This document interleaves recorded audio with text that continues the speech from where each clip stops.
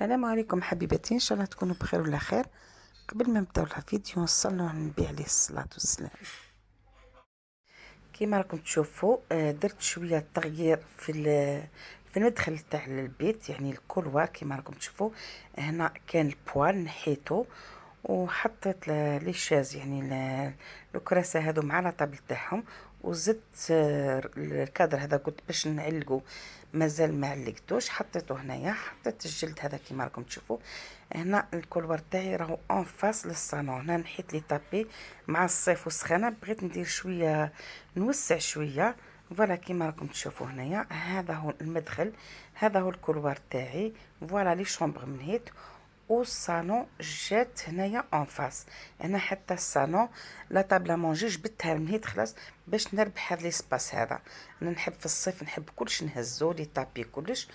وهنا كيما راكم تشوفوا هنايا درت غدايه، درت بربوشه بيضاء عراسي كيما يقول الواحد. هنا درتها بالكتفه. انا يعني اللحم تاع العيد تاعي دائما نخلي منه الكتفه والمسلان، هذا يعني كيما نقولوا حنا السبر تاعنا. فوالا هنا بديت نسوم في البربوشه كيما راكم تشوفوا هنايا. هنا راني نفور فيها البنات. حبيت نقول لكم باللي البربوشه تاع ولا الكسكس عراس يعني اللي يجي ابيض راهو في قناتي، كنت يعني حضرته عليها، ما عطيتكمش بالتفاصيل يعني غير هكاكا. وانا جيت لي بلونط تاعي شفتهم ساكن خي مع السخانه في ساعي يعطشوا، زدت شربتهم وحطيت دائما نحط هنايا طاس تاع الماء للفراخ حتى هما يشربوا. سورتو في الصيف والسخانه لازم نحطوا لهم الماء سواء للفراخ ولا الحيوانات كيما القطوطه كيما. المهم فوالا هنا بعد ما تفورت البربوشه تاعي وسمرتها بالزبده. فوالا كيما راكم تشوفوا هنايا. هنا راح نسقيها. شوفوا الكسكس، الصحن تاع الكسكس كيفاش نحطوا عليه هذيك الكتفه هذيك هكذا.